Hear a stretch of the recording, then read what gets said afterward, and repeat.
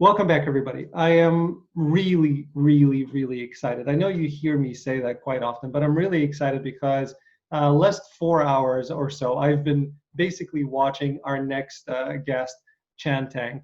I've been watching his interviews and I've been doing all of my research while I was working out, while I was doing my chores around the house. So it feels like I already have spoken to Chen for another, about 4 hours. And now I finally get a chance to ask my question. So it's been a long time coming. Please welcome to the program, Chen Tang. Hey, Alan, thank you so much for having me. I'm glad I've been in your head. I'm Yes, getting in your mind, man. you've been there. You, because of that, by the way, my friend, you reminded me that I need to meditate, and I have not meditated today. Mm, I don't know if you've done your first transcendental meditation, and you're going to be doing your second in the evening, but I have not done any of them because of listening to what you were doing while I was on my treadmill. I'm like, you know what? I haven't worked out in a while. I'm going to work out. Since I can't meditate and listen to you at the same time, I'm going to work out. So thank you. I just got my workout in. I got my walk. I am a wonderful influence. Thank you very much, Jen. Thank you. You can say that. I appreciate it. Yes, are. People know you from a variety of places. I definitely want to start off by talking about Warrior because it's one of my favorite shows.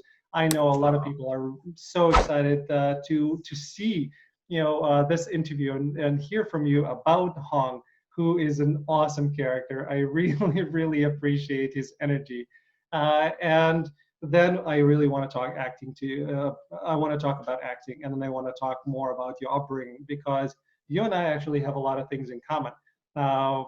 Both being immigrants. You came when you were, younger.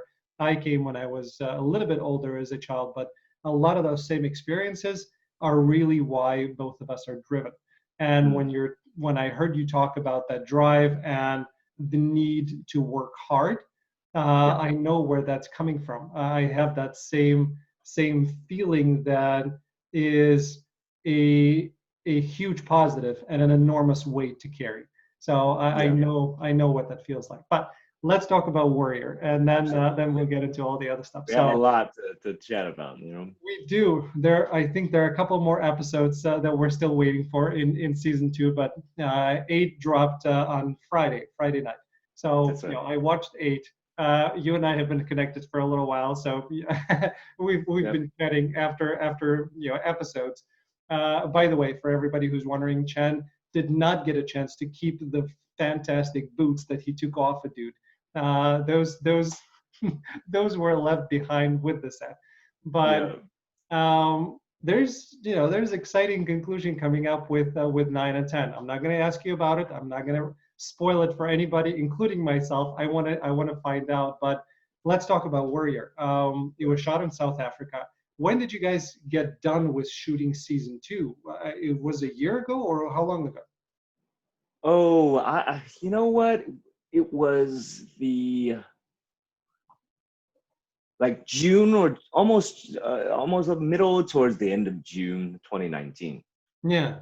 Yeah, so it was delayed a bit because of you know what, 2020 is most of the biggest reason. Yeah. That's why it was delayed a little bit Yeah. because we weren't sure, and then there was some corporate restructuring stuff. It was like something on the business side, but we finished last year. Yeah, and again, I know you and the team and Kieran and everybody else is kind of Yeah. promoting as these episodes drop. Do you have to rewatch them to remember what the hell happened in episode six versus episode seven? Did they send you an advance copy that you can familiarize yourself with? Yeah. HBO sent us the screeners, Yeah, so we got to see the entire season. Like, we can watch it right now again, but it's so funny because it's all burned into me. Like, I was just like, oh yeah, that happened. Oh yeah, when I was watching it because I only had it from the other for seeing the other people's work. yeah, I didn't get to see the other people's work. I saw it like from the story in the script, and it's always such a weird thing to see it come alive and see somebody say these things. And so it was really really fun for me to watch before the season the episode one of this season dropped. So I just like binged the whole thing as I do, you know. Very cool. And were you a fan of Warrior before? I mean, you came on in season 2. That's Did right. you Yeah. watch the show as just, as an observer and as a fan in season 1? Well, you know, with the timing of it, Okay. season 1 didn't drop before they started shooting season 2, which is very unusual. Yeah. They HBO renewed the series for a second season Mhm. before season 1 dropped. So we were over there shooting, like almost halfway done with the season 2 shooting Wow. when it dropped for the first time, and we are like, oh, okay, we got to see it. But of course, you know, before you get, you know, when I got the role, Mhm. HBO sent me season 1 and just like the screeners and even some things that were just still like they had like the tag on it and everything, and so because we wanted to see what we were getting into, and so that, like, you know, it was required watching, and I really enjoyed it, really enjoyed it. I didn't know what to expect, to be honest, because, you know, we hadn't seen any of it and I was just completely new to the series. Yeah. And when I saw it, I was like, man, it was really cool because you start getting into it and then it latches on and it's like a freight train, you Yeah. know, like season, it's like, I think right around episode 3 or 4 of season 1 is when Yeah. it started, like, you know. Yeah, Yeah. I love the show. And by the way, all the people who are looking at you right now is like, dude, where's the hair? Where's the hair? Because Oh yeah.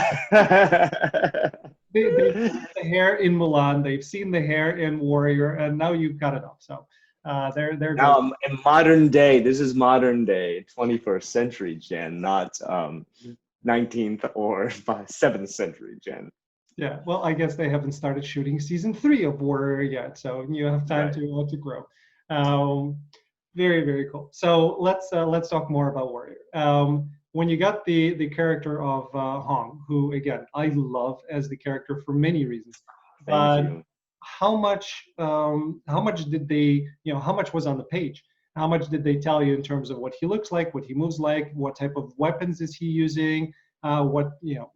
Sexual orientation is not a big deal in the Mm-hmm. series, which I like, but it's definitely a part of the character. So, Mm-hmm. what was presented and what was developed? It was, well, the short answer of it was it was about half and half, right? The Gosh, what do I say? Because I get this question about, because like a lot of people, I've been feeling a lot of love for the character, which really, you know, as an honor as an actor to hear. And thank you. But with this question, it gets a little complicated because they were joking that they put down every character description for the audition, like literally every character description. I think it was, they were like, you know, he is good looking, charming, confident. He is also gay, but also a deadly martial artist. He's from China. He's just Yeah, like that. yeah, And that was from the audition. And but with the details of, you know, the physicality, how we move, how we see the world, a lot of the humor and the quirks mhm, that was brought in as the offer from the actor, you know, and also being able to work with Brett Chan and the producers and the writers. They were really wonderful to work with. Working with HBO, they and Jonathan Tropper, he was like, you know what, we're gonna meet you halfway. How do you want to look? How mhm. do you want to move? How do you want to, you know, we'll work with Brett Chan as well. And that all went into creative juice for my character, for my portrayal. And at the end of the day, like it really was just such a collaborative, like it was one of the most collaborative projects I've ever worked on. It's You very know, it felt like being in theater. You know, like, well, you know, this is yeah. what we do here, you know. And you know, with Hong, it's such an interesting character because of the stuff that I get to do and say. That is all credit to the writers, Okay. right? But the way it's said and done, that is like, you know, working with them and, you know, what I brought in to in the day. The sexuality, though, it was always a part of Hong. That was always a part of Hong. And I like that, again, it's like there's an NBC show called Superstore, and there is a character there who's in the wheelchair. And he's in the wheelchair, but they don't treat him any differently. And it's a part of who he is, and it's not a big deal. Same thing I feel with Hong. Yes, he's gay, but nobody really emphasizes it, and nobody cares, and everybody treats him as Hong. So that's the way I think life should be. So I like series that say it and move on, and that's I think what it needs to get to, a point where we don't treat it as a ooh. It's like it's not. That's a person. That's a person. Move on. Yes, yeah. That was also intentional because I think one of the wonderful things about Warrior and our show is the way it's designed. Everything, all the little details were all intentional. Everything's very intentional, which is very specific and really fun to see. You know, that was always intentional. And JT was like, the showrunner, he was like, yeah, it's really interesting. You know, he's a gay hatchet man. It's just like a cool backstory, but you know, we don't know why we're not going to shine a microscope on it. It just so happens that's just who he is. Done. You know, and I was like, that was always intentional from the beginning, and that's very, very cool. So in terms of the weapon, is that a rope or is that a chain? That is a chain, man. That's definitely a chain, and I would appreciate you not saying anything besides chain. It's just to make sure. I'm sorry for interrupting you, but you know, they're in the Warrior fan group on Facebook. People were saying, you know, calling you the rope man, and I did correct them. I said it is a chain. So it's in there, people can see it, and now you have Hong talking about it as well. Please go ahead, I'm sorry. Well, it is a chain because that is always been written as Hong's chain, Hong's chain, Hong's chain, and I will not accept. You know, I'm not gonna. I'll probably just ignore the question until it's called that. So, the chain weapon has always been like, you know, they went through a couple iterations. I just didn't know that. I actually, when I got the role, I didn't know it at first. I thought it was just going to be like a fighter. And then, you know, JT, the showrunner, and Brett Chan are amazing stunt coordinator. They called me and they said, so Hong, you have a weapon. And I said, oh, can you tell me about it? Like, so I can start preparing and, you know, doing what I need to do so I don't show up with nothing. And they said, okay, yeah, so it's a soft weapon. And we're thinking it's going to be something like a whip chain, like a chain. Okay, yeah. And, you know, and I said, oh, okay, so I got to go study like like the whip chain. We call it a 9jiebien. It's a 9-section chain in Chinese. It's very difficult because it's soft, and I have a martial arts background in Kung Fu for about 7 years, but I've never gotten to that sort of advanced weapon, right? And just the first initial thing is just I'm afraid of hitting myself with it, you know? Yeah, because it wraps around, but it was very, very fun to play with because I didn't know, they said we weren't sure of the length. We didn't know if we wanted to make it like very, very long or just sort of like very, very short and concealable. Eventually it actually settled in as about just a normal like length that is also hidden as a you know, necklace. And so it was a very unique offer that the producers gave to me because it gave me so much creatively for the character. Like what, you know, they always say shoes and accessories, you know, that tells you so much about a person. Right, because you can choose those. You know, you choose those, you consciously choose those. And so it gave me so much. And it actually gave me one of the first keys in about how Hong sees the world. Yeah, because he has it here. It's always by his side, and yeah, it's a very cool thing. Talk about martial arts for a second. So Kung Fu, any particular style? And did you give Atoy any advice on the use of broadsword? No, no. We first off with that, we had the most world-class stunt team you could imagine.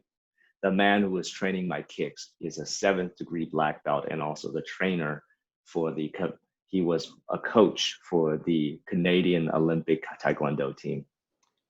He's a South Korean immigrant. Yeah. One of the guys who was doing my previs for stunts is like they recorded the fight, the way they're going to shoot it from the camera angles and all the way down to those camera angles, but they're using the stunt guys. The guy who was playing me in the previs is a South Korean like national champion Taekwondo guy. Like I'm talking about, that's the level of stunt people that we, the performers that we had on this. I cannot sit here with a straight face and say that I am anywhere near a martial artist when I'm with people like that, And so, but I have some limited experience. I've had about 7 years of wushu. It's and also like southern and northern fist kung fu. Yeah, big martial arts enthusiast. I have martial arts and actors on the channel. If I can do a show just talking martial arts, I would do a show just talking about martial arts. Yeah. But there's a lot of crossover between acting and martial arts, I find. Absolutely. And I was talking to guys. We'll get back to Warrior in a second, but I was talking to actors who are martial artists, and we were saying, listen, martial arts needs to be a part of the acting curriculum, because the way in a scene you and I are together, it's about me watching what happens with you and being influenced by it. It's movement, it's eye contact, it's attention, it's energy, it's really that fluidity. That's, in order for us to understand how to be in a scene, we need to take martial arts. And I was thinking boxing would be good for it. Another person said Muay Thai, or maybe capoeira would be even better for it. So, but I think it needs to be a part of the acting curriculum. I think so too, and if only because all arts affect other arts. All arts are interrelated. There's a way of seeing the world and the way of the pursuit of something and knowing of thyself. It's all a narrow. They say it's a narrow journey to the interior. Mm-hmm. Yeah. That's true. And we'll get to meditation. We'll get to some of the other things in just a few minutes. But going back to Hong, what I loved, you mentioned a key, right? So the chain. The chain was one of the keys to get into the character of Hong for you. Another way that you likened him and kind of how you got there was by, you were saying he's like a stray golden retriever. He has that playful, hard, sweet, loving, but he's also, he was a stray, so he grew up on the mean streets and he needed to learn how to defend himself. So now you have that juxtaposition of the kindness and the playfulness, but also in somebody who's a violent mass murderer. I thought that it just makes you laugh. Juxtapositions make you laugh, doesn't it? Yeah. I thought what a great way of looking at it, because when I'm acting and I'm looking at a character, sometimes they present themselves, as I'm reading something, they present themselves as an animal, and I kind of view them from that perspective. Martial arts is really good at it, especially kung fu, because you have the different animal styles. So I found that really, really useful, and I'm glad that you were able to utilize it. I think that actually the image of that stray dog came immediately. I don't know. I don't do it consciously. I just like, sometimes if that comes, I really trust and try to follow that instinct, because that to me is like, oh, something's there, and that image came to me from the audition. And this is just from reading the sides and also the character, especially the character description, right? Because all I saw there was, look, in a simple nutshell, imagine a gay man in Qing Dynasty China, it's not exactly the nicest, most tolerant, you know, and that's where that's kind of where it came from. And you know, you don't turn into this life unless you were born into it or you were dragged into it. So that all was put into there, and I think that was what sort of gave that sort of the quirks that came out, the humor, the joyfulness was a big part of that because I don't know why, but the producers they really first they thank goodness they connected to it, and they were like, I remember them sending an email back, and they were like, you know, they really like the way you played. It's very unique, and they just it's really enjoyable to watch the quirks And it is. idiosyncrasies. Yeah, It I is. appreciate that. Yeah. Because the show, it's a drama. This is not a sitcom. You know, No. Warrior is a heavy drama. I mean, just remember what happened at the end of episode 7, for instance. It's a or the end of the first season. So it's a heavy drama, and it really gets you in that kind of darkness because that's where the people were living at that point in time. So to have levity and to have humor and to have somebody that melds nicely into it, but that brings some life and some enjoyment and some smile back into it is a great relief. So Oh, I so appreciate that. I really do. And but you know, it's funny about that. It's sometimes the lightest people are the ones who've gone through the darkest stuff. And that's why because like you can sometimes you use the light as your weapon and shield rather than just stewing in it, you yeah, know. it's true. I think a lot of the comedians, you hear them talk about their lives, and they've gone through a lot of stuff. Uh, That's right. That's right. and humor was their way of fitting in, or humor was their way of deflecting, or humor was their way of really kind of bringing people together in the terrible environment. And it's true. So, It's sounds like Hong's life, isn't it? it does. And Yeah, I so it was again, very intentional. yeah, another thing that was intentional is you lost about 15, 16 pounds to play Yeah, Hong because you, again, going back to that stray dog, you wanted him to look skinny yes, of someone who was living on the streets. Again, it's these things that as an actor, I light up because making sure same. how do I embody this different person and the choices about how he looks, how he moves, what he feels, all of these things come into play. And again, reading and listening to you talk about it, I was like, yep, I'm glad they let him do it. And that is a kudos to the producers and the showrunners. But Oh, again, I'm so glad they let me do it too because again, they were saying, yeah, you know, they were like, we respect your process, so like, you know, we'll meet you halfway, and that's such a rare thing to hear sometimes.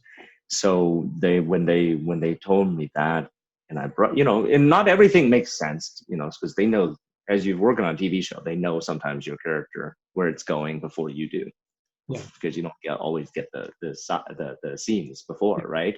So it was really like it was such a nice meld.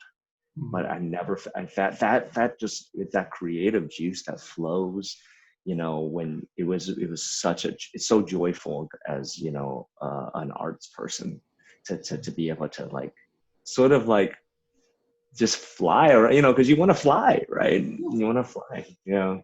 that's why we do this is because we get a chance to live somebody else's life. That's you don't Yeah, want to be inhibited. You want to be let free. That's the whole point. that's right.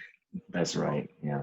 And the chemistry that you have with the other guys, let's the characters, of Jun and the character of Assam. It really seems like you guys have developed that best friend camaraderie. Did that chemistry kind of happen naturally on its own, or did they give you in that boot camp, which I definitely want to talk about because every time Maria was talking about it, you put a video of what it's like. I'm like, oh God, I want to be there. So we'll come back there in a second. but the chemistry between the three of you, did it come naturally? Because the guys seem like they're good, a couple of good dudes. Yeah, it did. That chemistry came very easily for us, Very cool. and just funneled it right into the work, you know. But that we were fortunate that they were easy to work with. Hell, everybody on Warrior was easy to work with, amazing to work with, and it really feels like there are some times we're sitting down for lunch, you Yeah. know, we're joking around, but then all of a sudden the conversation goes into like half an hour of just talking about the craft, or what are you going to do, you know, the scene, you know, let's talk about this scene. I think we need to, like, this little, you know, that moment before you say that and I say this, and you know, that moment this doesn't make sense to me between us, you know, like I'm talking, this was a daily occurrence for half a year, you know.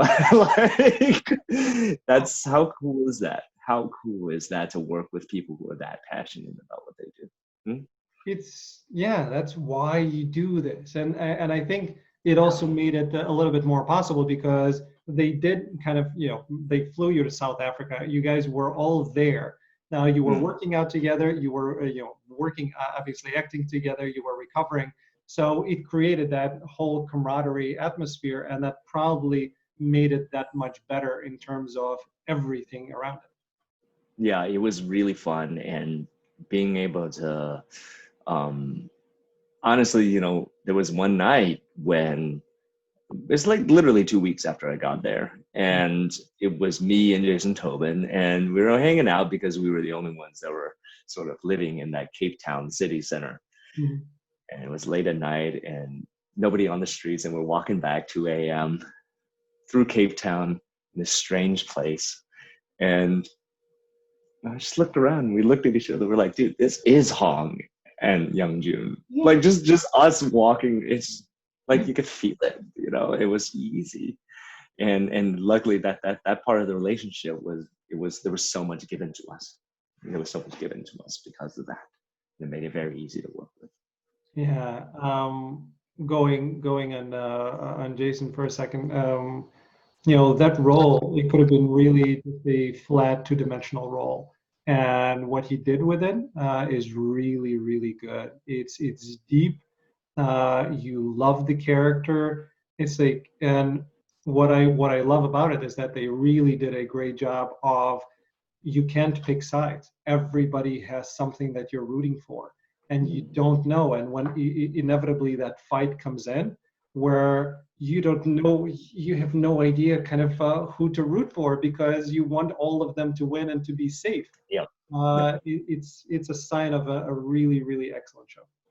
Yeah, and that's kudos to the writers, man. You know, that all starts with that script, doesn't it? Yeah, it does. Yeah. How much, again, from an acting perspective, right? So you get the sides, or you get the things that you need to, the words you need to learn for people who are not in the business.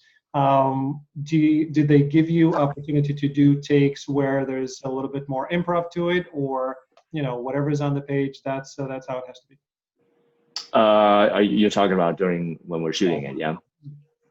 Yeah, no, it was, we had quite a lot of freedom, quite a Cool. lot of freedom, you know, especially in episode 6. And for those that don't know the show, episode 6 this season is, we call it a bottle episode, which is sort of a self-contained Mhm. side quest Yep. sort of story, right? And was directed by one of our own, Dustin Nguyen, Yeah. who is one of the regulars on the show, and he's also a director. So it was the last episode that we shot of the season. Really? Yeah, yeah, it was the last one. It was the last one. Most of them had left because there's only a few of us in the episode. That's it. So, Yeah. right. And so most of us, you know, most of the cast had already left and went back home, and we stayed an extra 2.5 weeks to, you know, go off on this adventure in Mexico. And that one, especially, by that time, you were so dialed into your own character's life. You're so dialed into this relationship, you know, how you feel about these people. Mhm. Um, about just even like, you can look at something random and you're just like, you have a character thought, you're about it, the way your character would respond. Mhm. And so you're locked in. And by that time, Dustin, we're just playing. We're having a lot of fun Yeah. playing. Like half the times we use just improv stuff, you know? Yeah. So they were very open to it. Some of them made it to the end. Some of them did not. The writers are very flexible. Yeah. By the way, I want to come back to something. You keep saying HBO. People see it on Cinemax. Yes. What's the connection between the two? I heard that it may be going to HBO. So a lot of people might not know this. Cinemax is owned by HBO. We're under the HBO banner. Okay, I didn't. Yeah, and so actually, like Cinemax is the channel, but all the people we talk to, the PR, everybody is from HBO. Okay, cool. Thank you for clearing that up. I appreciate that. No problem. Yeah. And then one more thing I wanted to follow up on. Again, your flexible weapon, the chain. We're going to keep on saying the chain just to make sure that it never gets. So the flexible weapon, I know that you were kind of worried about it hitting you as you were practicing. I see in the upcoming things, Andrew is using nunchucks. So any injuries on set of your weapon hitting you in the face or Andrew's weapon hitting him in the face? No, thank goodness. And by that, I mean, even if the weapon hits you in the face, like the stunt weapon is it was made soft. The tip was made soft, right? But that thing's still fast. It can still like hit you. I didn't hit myself. Actually, I don't remember hitting myself at all. Thank goodness, because maybe the hit was so hard you don't remember it, and that's why. Oh, right, yeah. I don't remember a week of South Africa. I don't know why. I think it was last thing I saw was I was playing around with my chain, and it was the weapon actually. What I found was it becomes very intuitive. Interestingly, it goes where you want it to go. You just think about it and it goes like and it would fly that way. Cool. And yeah, so that was kind of an interesting discovery for me. But you try not to think. You just literally really try not to think about it, because here in LA for preparation, I found two masters to work on a soft weapon like that. I found one who is a kung fu wushu master, a champion, and I learned the long 9-section stab whip. It's a whip chain. I learned that for him, and it's very very long. It's about 2 meters long. Yeah. And then I found another guy who specializes in a Japanese short chain weapon. It's basically a chain with 2 heavy weights with points at the end. Yeah. It's called a Manriki Kusari, and it actually turned, and that it was what ended up being sort of similar to what I had in the show. And it's only about this long. It's like a 2-3 foot long weapon. And so learning that and working with that just really starts to give you such a cool thing about just the way you need to move and the way this person Hong would see the world. Yeah. What would it mean to have something hidden, but you always know it's that you have a power hidden within yourself? That's literally next to your heart. Yeah. Yeah. It's really cool. And again, from the fighting perspective, Hong is not a direct. He's circular. He's moving, and that mimics. Yes. And that works well with his weapon. He's not about getting hit. He's getting out of the way and hitting other people. So it all worked really well together. Yeah, and because think about like a person who is from like some mean streets and had a lot of like suffering throughout his early life. Like, why would you get hit? Why would you go towards conflict? Right.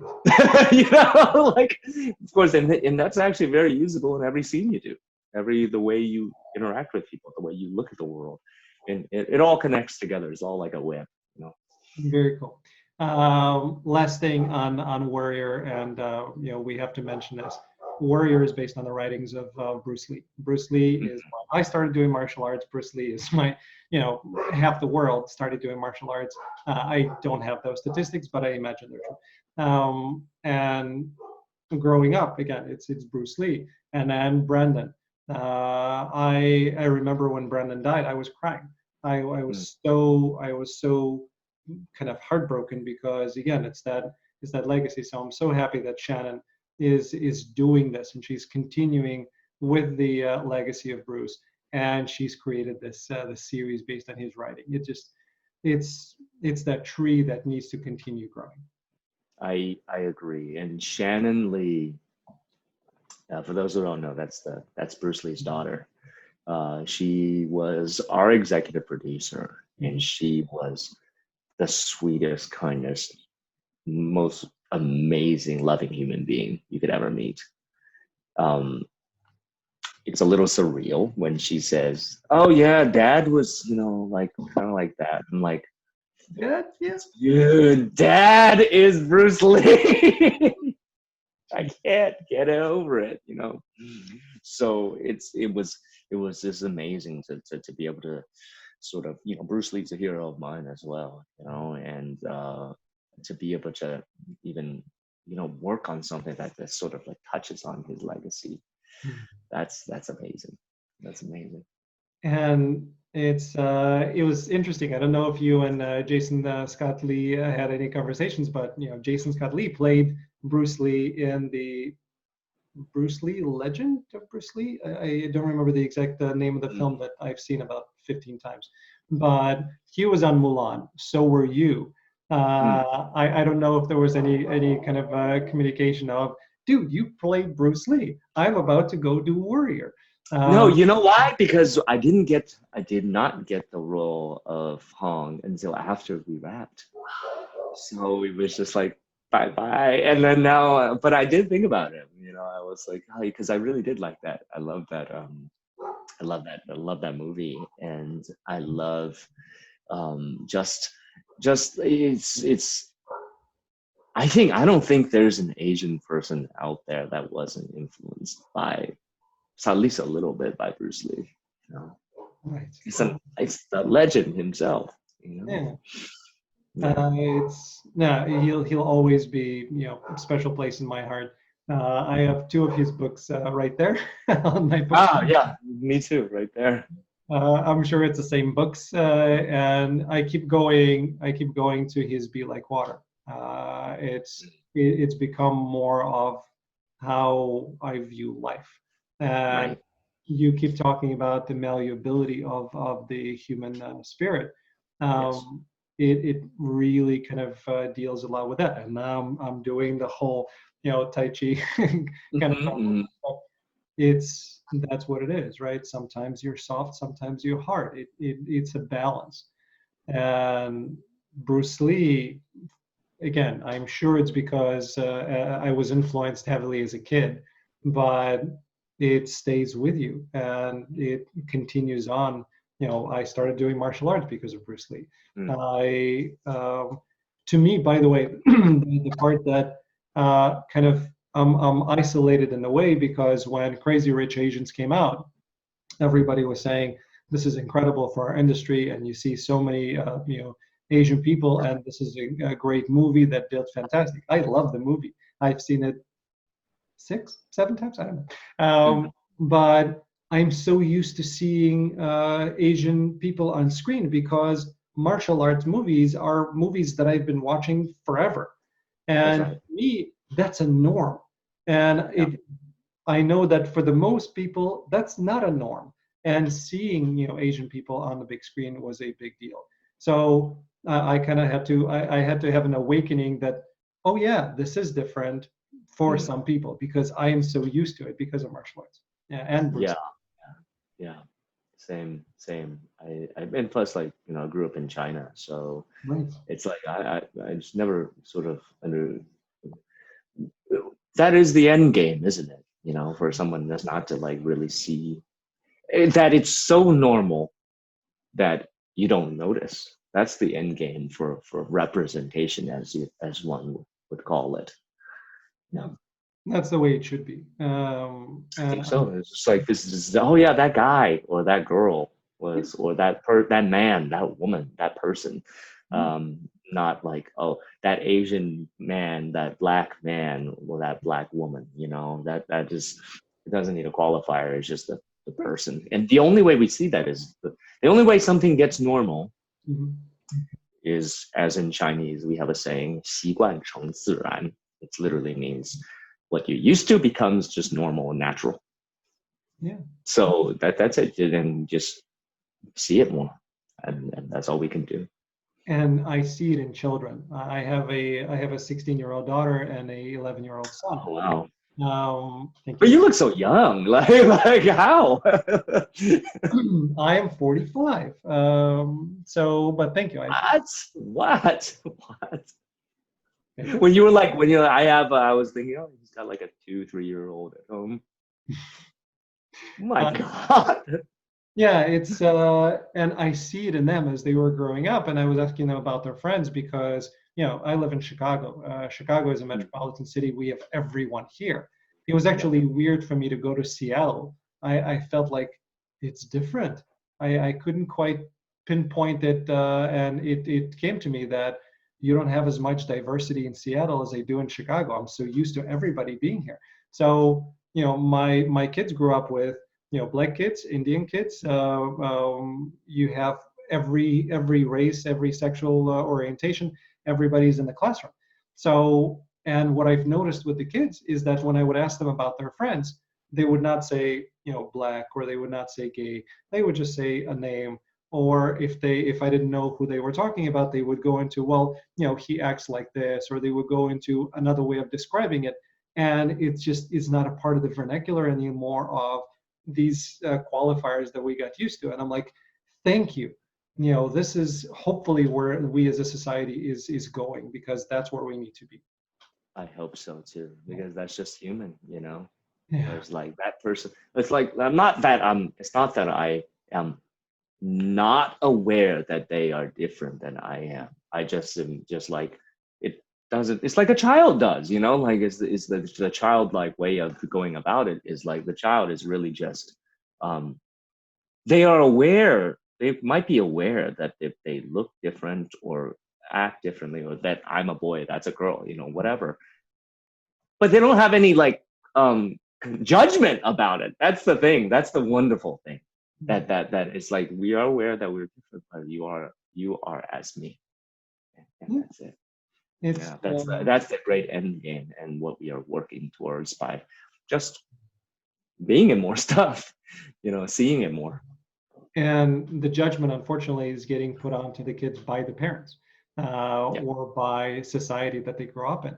And as the kids become the parents, the more we have of this generational change of kids growing up not viewing the world that way.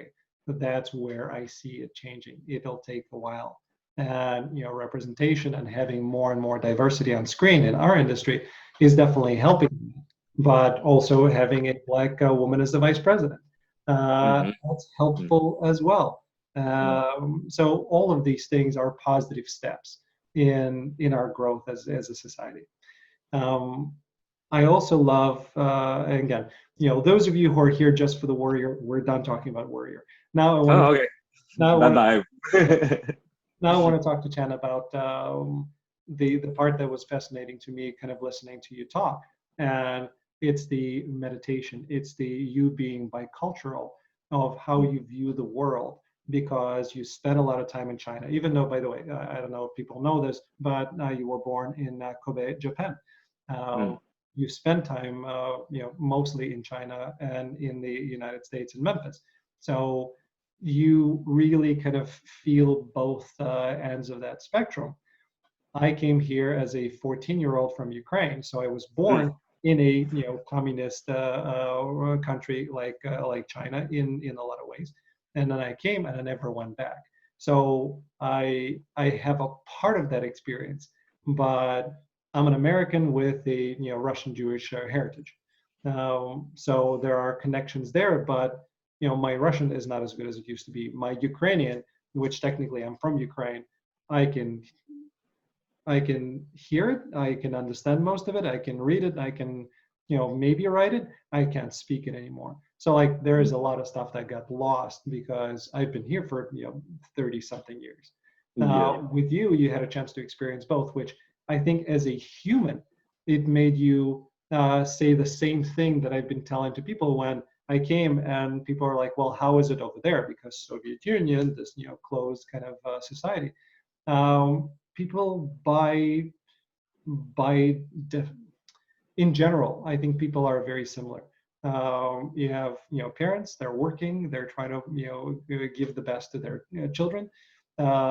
Children are raised, they go through school, they play sports, and society is not that different anywhere.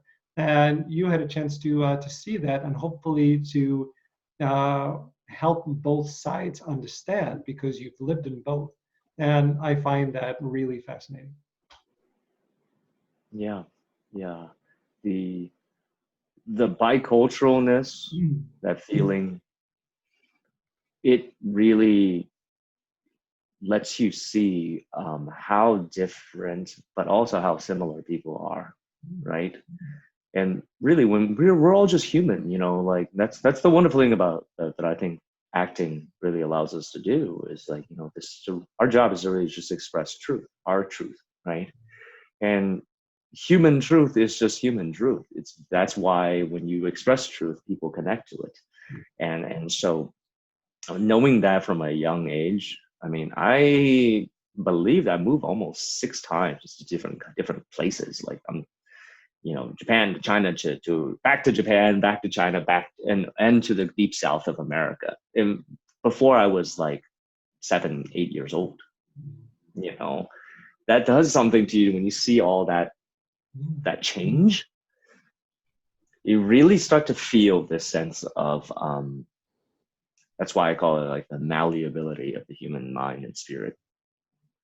You will be surprised how quickly you start to feel different, just based on your environment, just based on, how you'd be surprised how fluid we are if we allow ourselves to do so, right? And Yeah. I think this is why, again, you you didn't start out thinking that you're going to be an actor. You wanted to be a soldier, which I found, by the way, very cool that you get a chance to play a soldier on Mulan. And Yeah, yeah. what a nice gift from the universe for you to have that experience. Let's actually touch upon that before we move on to the what I started saying. But I know you're a really self-aware and in touch with your spirituality person. So when you were in a boot camp on Mulan, and when you were going through that, was there a part of you that said, "Okay, now I get a chance to really be that soldier, and I don't have to actually serve in the army to do it"? No, because Hmm. I couldn't sit here and say that even if I played a soldier, like a modern day soldier in a film or a movie, I might just be able to just barely touch on that, right? And Okay. I might be able to feel similar, but I won't sit here and say like, yeah, that's anywhere near like a military experience. At the end of the day, we are just still playing, Yeah. and so but it was still fun because I was like, yeah, this is like, it felt like you really got to feel some of these feelings. I really got to feel what it felt like to like, wow, man, I can't make it up this mountain. Like, carrying your friend, Yeah. Um, but yeah, yeah. my closest thing to military service, which is not military service at all, was from my when my wife and I get married for the bachelor party. I told my friends, no strippers, we're not doing any of that. So they booked. Yeah, they were all really really upset with me. Sure. We went to play ping pong. Ping pong. Ping pong is one of my favorite games. My son and I played daily in the basement. No, we went to play paintball, and I distinctly remember experiencing when you raise your head and there is a paintball right in your forehead. And Oh, I remember a thought. saying, thank God this is not real war, because I'd be dead right now. That's And exactly. that feeling was the closest, and hopefully the closest I'll ever come to it. But that feeling was the closest to saying, holy shit, I don't want to do that. And Mm. thank God I'm not, because growing up in the former Soviet Union, I was supposed to go to the army. My parents brought me here so I wouldn't go to the army because that was Afghanistan, and I would have been drafted and Oh, gone to yes, yes. Afghanistan, Yeah, which would have, who knows if I would have even survived that. So, yeah. like that thing that brought me back to okay. And I have family members who were military. My uncle is a Same. major. My dad spent 5 years in the Navy. So I grew up kind of around that, just like your family. There was a lot of military in your family. So Mhm. I grew up thinking, hey, this is cool. And not until you experience that thing flying in your forehead that you say, it's not cool. Not at all. I don't Mm, want to yeah, do this for real. yeah, yeah. Then you start to get the feeling of, the there's nothing quite like feeling something for real when it's for real. And that's the reason, to go back to your question. I'm like, I can't sit here and say like, oh yeah, kind of got what it feels to be a soldier. Yeah. I get that question sometimes, and I'm like, well, it's the Disney movie, and not, even if I did a movie like Black Hawk Down, I Yeah. could feel similar, but there's so much in there that it's like, you know, those are real bullets flying, and of course, as an actor, is in the moment, yeah, you're believing it, but there's something about it Yeah. that, wow, that's those are real things flying, and that right there is, that's for that reason, I can't say that, It's I could. that's fair. I respect that. I take that back.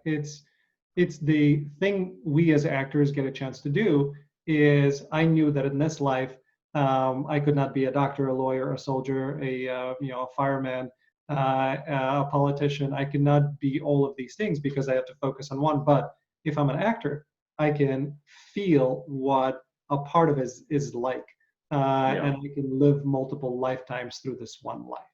So Yeah, that was one of my drawing forces into going into acting, is because I'm fascinated by humans just like you are, of the human that's right. experience. What are people like? What would they react in this particular situation? What happens if they were dropped off somewhere? What would they be like? That fascinates me. My wife always gets upset when we go travel somewhere and we're on the beach. She wants to lay in the sun, and I want to go around talking to people because I know that there are people from Germany and from Canada and from Italy, and I want to talk to them and I want to find out how life is. That's Yeah, my thing. yeah, So yeah. It's that's fascinated by people. yeah. Um, Meditation, which is where I wanted to get to. And actually, for those who tuned out after we said that we're done talking to Warrior, that'll be another question about Warrior. Haha. Okay. I know that you do meditate. Did you find that you continued doing meditation while you were on set as well? I really try to make it part of my life. Good. It's just like brushing your teeth. It's like brushing your brain. Yeah. Mm. Yeah. So yeah, I did do it. You know, try to do it regularly Yeah. during our both Mulan and doing Warrior, because it really centers me. I find that acting is incredibly draining, energetically, physically, psychologically. Is just it's a draining experience. It can be a very fulfilling and fun experience, but it's really Mhm. draining because of the long hours on set, having to Yeah. learn everything. It's a very stressful environment. So that's where I went with the meditation when I heard about it. It's like, did Mm. you find that it helped you kind of get everything back under control in your own bubble so you have the energy to continue doing what you need to do? I think that it helps me be more present. Therefore, you just accept if you're tired. Like if you're tired, you're tired. So, but sometimes there's resistance. It feels like if I don't meditate, I feel like I feel like I'm underwater. I can't quite hear things that well. Like, and it's not that I wouldn't notice until I did, until I meditated some more, because sometimes I do a meditation, I open my eyes and I'm like, oh, I didn't notice these patterns on this rug or this paper towel or something, like, and these little things that like the conscious brain sort of ignores or takes for granted, but it's actually part of it.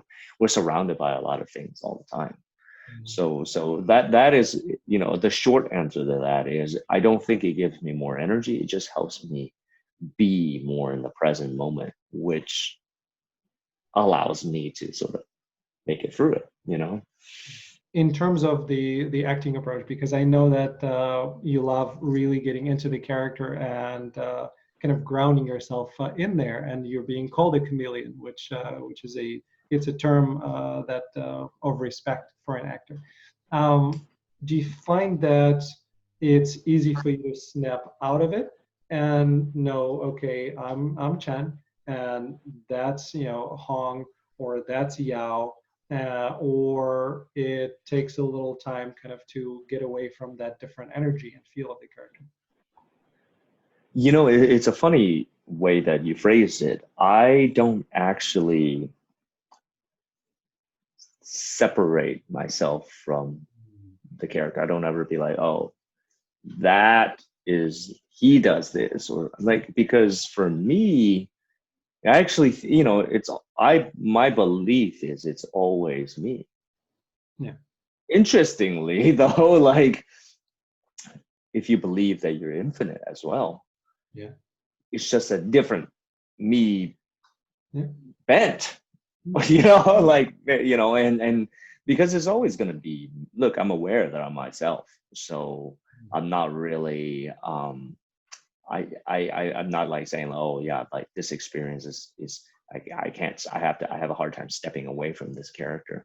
And I guess that's just the way that it's been phrased. For me, I'm more like, I have strange different responses to different things if I've been living in a different vibration for a while. And I'll give you an example to make it concrete. We were towards the end of the season in Warrior, and we were shooting episode 6, and we went out to a very far remote place in South Africa. Yeah. We're sitting in the van, and the guys are talking about they're talking about what they're going to do afterward, and da da da da da. And I'm like, they're like, yeah, and I did something. I invited myself to their get together. I'm just like, oh yeah, I'm here. I'm gonna do, like, and I was like, I can't believe I did that. That was so Hong. Oh, yeah. But that was never something I would have done on Mulan or here in LA. Yeah. Ever. I've never done that in my life. I'm like, where did this come from? Yeah. It's just the different habits that you get used to. And I'm like, is that Hong or is that me? No, that's me, man. And that for me is like when it's like, because we allow that of ourselves, we realize that we can go to so many of these different places. And that is, I think, what makes this sort of like a chameleon-esque, because when put it simply, it's like when you speak Russian or you speak a different language, don't you feel different? Don't you seem different? People are like, you're just a different person. Yeah. That's about it. So that's a long-winded answer to your question, but that is about as accurate as I can portray. And I appreciate that. I know everything about you is truth, so I appreciate it. Try to, yeah. I do as well. I keep telling people that I always tell the truth, but that's not true either, because sometimes telling the truth hurts the other person, and I don't want to do that. So, but it's the intention is always to be truthful and honest and as self-aware as possible. Very cool. Listen, I know I can talk to you for another hour, and Likewise. questions. So you're always welcome on the show. I would love to continue this discussion. I will be pinging you after, this Friday and next Friday when, the 8th and no, 9 and 10 drop. But I'm glad that I didn't ask you any questions because I really do not want to know anything that you wouldn't be able to share anyway. I want to be surprised. I want to live in that moment. I want to see what happens. And the Wait only till this coming week. All I can say is like episode 9 is one of my favorites, okay. and it's bananas. Like it's just bananas. I mean, like we love this show from top to bottom. Like the fans, we love the fans because they're amazing. And but everybody is just like, this is like a real like labor of love. But when I say like this show is like it's like a train. It just like keeps going. It gets whatever you feel like has been crazy in this last couple of, I will say it gets a little bit jumped up. So yeah. Okay. I can't wait. And then the inevitable thing of we're gonna have in 2 weeks, we're gonna get everything done, and then we have to wait. And we don't know if there's gonna be a season 3. Yeah, yeah. So yeah. Any news? I don't know if well, A, if you want to say something, or B, if you know anything about it. But have you heard anything about season 3? As of, because Cinemax is getting out of the scripted television game, we are currently the last show on Cinemax. Okay. And so it really depends, because both our seasons go to HBO Max to be streamed.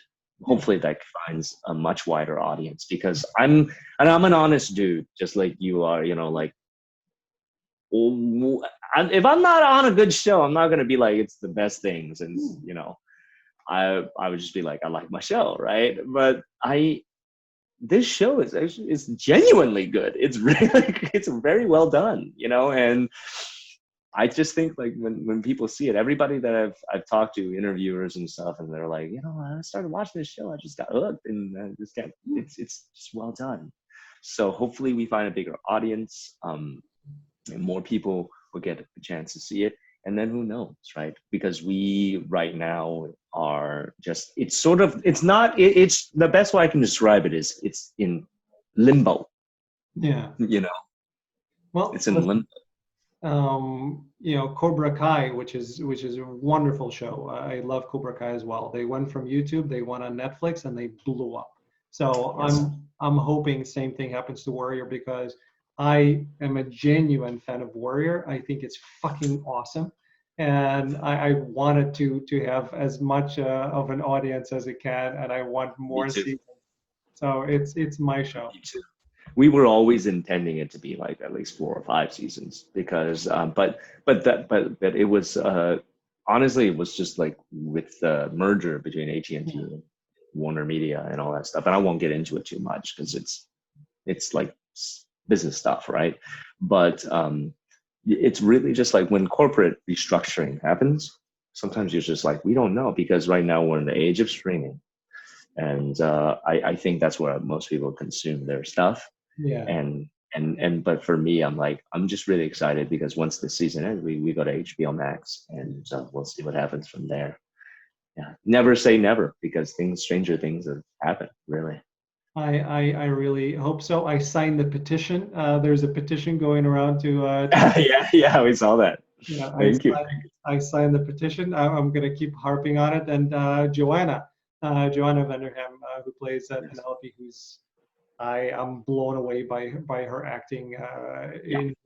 She's supposed to be coming onto the show, so I can't wait to talk to her. She's wonderful. She's so wonderful. And thank you so much, brother. I really appreciate it. You're a genuine, great guy. Please stay in touch. I really, really enjoyed it. Alan, thank you so much for having me. This was so enjoyable. My pleasure. Really appreciate it. Thanks to everybody for tuning in. I know you love Warrior as much as I do. I know you appreciate Chen as much as I do, and I can't wait to talk to you all about it. Please put your comments below the video, and I'll see you in the Facebook group. Take care, everybody. Bye, guys.